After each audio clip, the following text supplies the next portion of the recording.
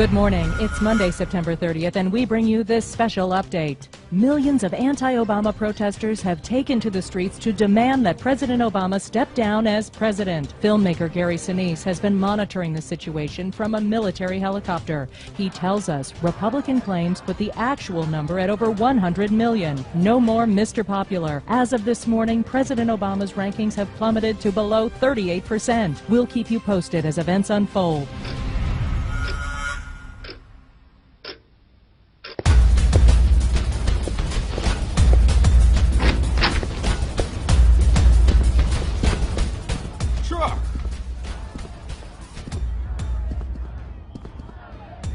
See any crowds now, Barack? Where are you taking him? We'll detain you in a special place. Lights out, lady. Michelle!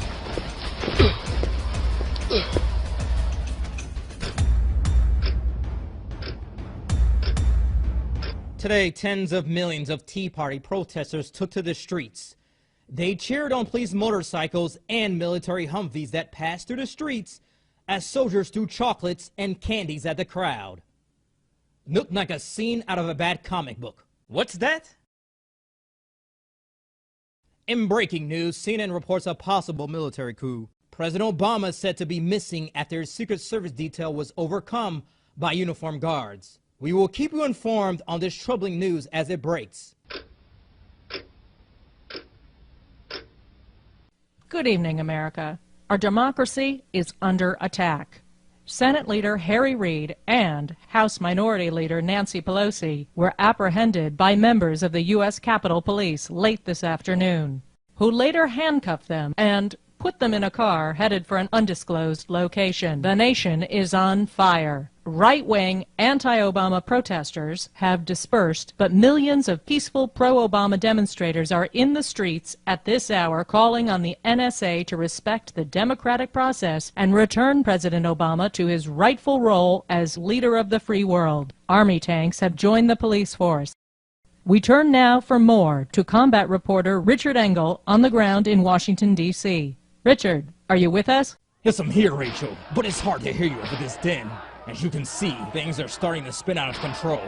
The army's out in the streets beating back the peaceful demonstrators and shooting at men and women indiscriminately. Goodbye, posse comitatas. Richard. Looks like we lost him. What's that? CNN is just now reporting that Current TV has just gone off the air in a hostile takeover? Hello? Hello? Wait! What's going on? You can't do this!